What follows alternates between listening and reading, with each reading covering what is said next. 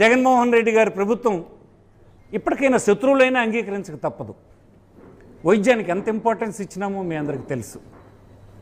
ఒక డాక్టర్ స్వయంగా ఊరొచ్చి పేషెంట్ని కలిసేటువంటి సిస్టమ్ తీసుకొచ్చాం. డాక్టర్ ఇంటికి వెళ్ళి చేసేటువంటి సిస్టమ్ తీసుకొచ్చాం. కొత్త పిహెచ్సిలు, విలేజ్ క్లినిక్స్, ఆఖరికి ఉద్దానం లాంటి ప్రాంతంలో ఒక రీసెర్చ్ హాస్పిటల్, మారుమూలైనటువంటి శ్రీకాకుళం జిల్లాలో కూడా మీరు చూడండి, గడిచిన 80-90 సంవత్సరాలుగా కిడ్నీ మంచి నీరు దొరకకపోవడం వల్ల కిడ్నీస్ ఎఫెక్ట్ అయిపోతున్నాయి, చనిపోతున్నారని అన్ని రాజకీయ పార్టీలు గొడవ పెట్టాయి. కానీ ఎవరు పూర్తి చేయలేకపోయినారు. అది రాజకీయంగా ఉపయోగించుకున్నారు స్లోగన్స్ని. కానీ అధికారం వచ్చిన తర్వాత ఈ కిడ్నీస్ పాడవడానికి కారణమైనటువంటి మంచినీరుని తేవడం అనేది ఒకటైతే, వచ్చినటువంటి వారికి వైద్యం చేయించి ఆదుకోవడం ఇంకోటిగా 2 పథకాల్ని తీసుకురావడం జరిగింది. ఈ జిల్లాలో తీసుకోండి. పోనీ మన కళ్ళెదురుగా మనం చూసాం. 800 కోట్ల రూపాయలు ఇచ్చి హిరమండలో నుంచి రిజర్వాయర్ నుంచి నీరు తీసుకుపోయి సర్ఫేస్ వాటర్ అందించే కార్యక్రమం చేసి గ్రౌండ్ వాటర్ని తాకకుండా నిలువరించగలిసి వాడి కిడ్నీ పాడవకుండా నిలపగలిసినాం. ఒక 100 కోట్లు పెట్టి పలాసలో ఒక రీసెర్చ్ హాస్పిటల్ని శాంక్షన్ ఇచ్చి నిర్మాణం చేసి ఓపెనింగ్ చేసి ఈవేళ వైద్యం అందించేటువంటి ప్రయత్నం జరుగుతుందంటే అది జగన్మోహన్ రెడ్డి గారి ప్రభుత్వం వల్లనే, మేమున్నటువంటి ప్రభుత్వ కాలంలోనే చేసినామని మీకు మనవి చేస్తుంది. మీరు ఏం చేశారు చెప్పండి? వైద్యానికి సంబంధించి మీరు ఏం చేశారు? గడిచిన 5 సంవత్సరాల కాలం మీ ప్రభుత్వం ఉంది, తెలుగుదేశం ప్రభుత్వం ఉంది కదా. ఒక్క మెడికల్ కళాశాల ఎక్కడైనా ప్రభుత్వ వైద్యం కింద తెచ్చారా? 17 కళాశాలలు వైద్యంలో వస్తే ఇంటిల్లి 10 వైద్యులు ప్రతి గ్రామంలోనూ అందుబాటులోకి వచ్చే పరిస్థితి వస్తే, ప్రతి ప్రజలకి ఒక వైద్యుడు ఆ కుటుంబాల్లోనే ఉండేటువంటి పరిస్థితి వస్తే అది సమాజానికి అవసరమా? అలాంటి పరిస్థితులు రాకుండా మీరు అడ్డుకునేటువంటి ప్రయత్నం అవసరమా చెప్పండి? ఎవరు వస్తారు? మీరు ఎన్ఆర్ఐ సీట్లకి రిజర్వ్ చేస్తున్నారు. ఎన్ఆర్ఐ సీట్లు ఎవరికి వెళ్తాయి? రేపు పొద్దున్న అమెరికాలో స్థిరపడి బాగున్నటువంటి వారు వచ్చి కొనుక్కొని ఇక్కడ చదువుకొని అమెరికా వెళ్ళిపోతారు. అదే మనం కోరుకున్నది. ఈ విలువన సమస్య అదే. ఇక్కడ వైద్య విద్య చదివి బయటకు వచ్చినటువంటి కసి మీద ఉన్నాడు. నాకు ఇంత డబ్బు ఖర్చు అయిపోతుంది, నేను పడి సమాజం మీద దోచేయాలి, ఎలాంటి అక్రమాలన్నీ చేయాలన్నటువంటి సమాజం స్థితిలోన ఆ డబ్బు ఖర్చు పెట్టినటువంటి ఉన్నారు. తర్వాత ఇంకొకటి, ప్రభుత్వ కళాశాల లేకపోతే మెరిట్ కూడా వెనక్కి పడిపోతుంది.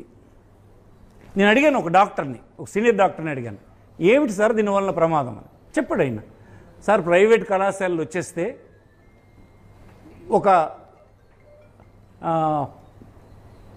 మెరిట్ లేనటువంటి వ్యక్తుల సంఖ్య పెరిగిపోతుంది వైద్యంలో, మెరిట్ ఉన్నటువంటి వ్యక్తులు వెనక్కి పడిపోతారు. ఆ ప్రభావం వైద్యం మీద ఉంటుంది. దిగజారిపోయినటువంటి విలువల కింద వైద్యంలో కనిపిస్తుంది. చాలా ప్రమాదం, ఇది అంగీకరించడానికి వీలు లేదన్నటువంటి మాట చెప్పాడు. నిన్న అమెరికా నుంచి ఒక కుర్రాడు వచ్చాడు. వాడిని అడిగాను, ఏమి రాని అభిప్రాయం అని. వాడి ఇంట్లో దిగారు. వాడు 3 సంవత్సరాల తర్వాత ఊరు వచ్చాడు. వాడి క్లాస్మేట్స్ని అందరినీ పిలిచి కూర్చోబెట్టి మాట్లాడారట వాళ్ళు ఈ విషయం. ఏ ఒక్కరూ దాన్ని అంగీకరించడం లేదు. నేను ఇంకొక కుటుంబానికి పరామర్శకు వెళ్ళాను నిన్న. ఇంటిల్లి 10 పని చేసుకున్నటువంటి ఒక చిన్న బ్యాక్వర్డ్ క్లాస్ కుటుంబం, అత్యంత బ్యాక్వర్డ్ క్లాస్ కుటుంబం,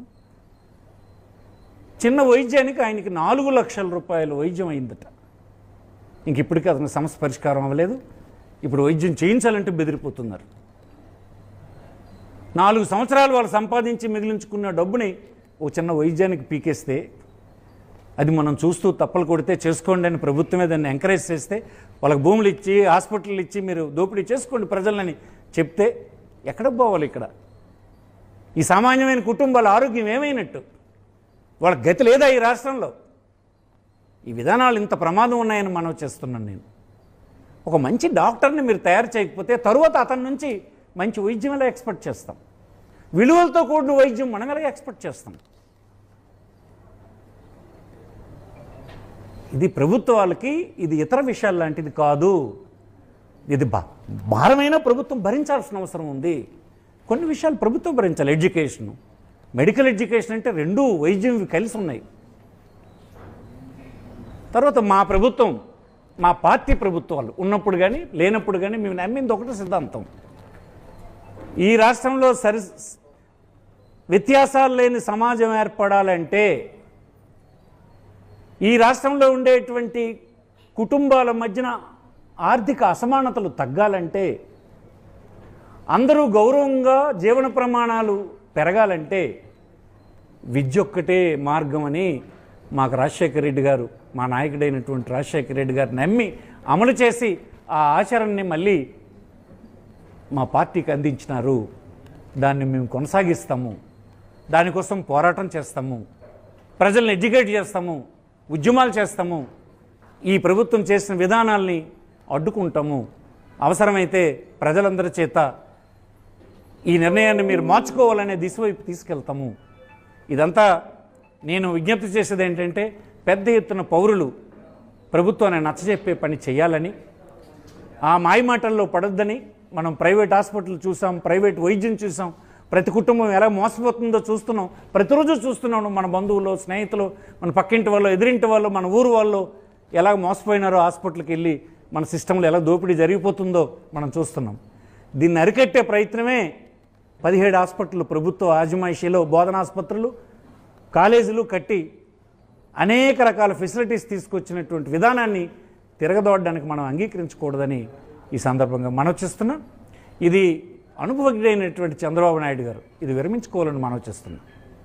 మీరు చాలా విషయాల్లోన ప్రజల్లో వ్యతిరేకత ఉందంటే మార్చుతున్నారు, ఇది వ్యతిరేకత ఉంది, కానీ ప్రజలను బలిచ్చే కార్యక్రమం చేయొద్దని మనవి చేస్తున్నాం. ఇది పెర్మనెంట్గా మీరు ఒక వ్యవస్థ ఇచ్చేస్తే పెర్మనెంట్గా దోచుకునే పని చేస్తారు. అందుకోసం దీన్ని మేము ఎంత మాత్రం మా పార్టీ తరఫున మేము అంగీకరించాం, దీన్ని వ్యతిరేకిస్తాం, యాజిటేట్ చేస్తాం. మా విధానం అందరికీ, పేదవాడికి తన పేదరికం అడ్డు కాకుండా చదువు ఉండాలి. అయ్యో నేను పేదవాడును, ఈ రాష్ట్రంలో నేను వైద్య విద్య చదువుకోలేను, ఆ చదువుకోలేను అనే మాటే ఉండకూడదు. కట్టిగా పేదరికం ఉన్నా చదువుకోవడానికి మాత్రం మాకు ప్రభుత్వం ఉంది అనేటువంటి విధానాన్నే మేము అవలంబిస్తాం.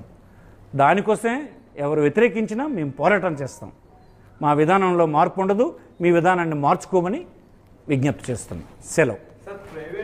పీపీపీ అంటే ప్రైవేట్ పరం కాదంటే చంద్రబాబు అసెంబ్లీలో మాట్లాడుతున్నారు. దానిపై ఓన్లీ ప్రతిపక్షాలు రాద్ధాంతం చేస్తున్నాయి. ఇది ప్రైవేట్కి ఇవ్వడం కాదు, పీపీపీ అంటే తెలుసుకోవాలి ముందు అంటూ కూడా చెప్తారు. ఆయన దీంట్లో కాంట్రడిక్షన్ ఉంది కదా, మేము భరించలేము అని అంటున్నారు. అంటే ఏమిటి భరించలేరు?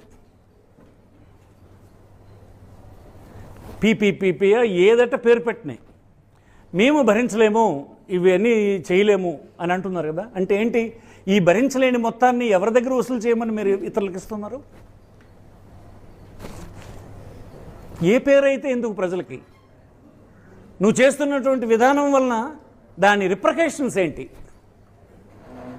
నేను భరించలేని మొత్తం నువ్వు ఎవరి దగ్గర నుంచి భరించమని చెప్తున్నావు వాళ్ళకి?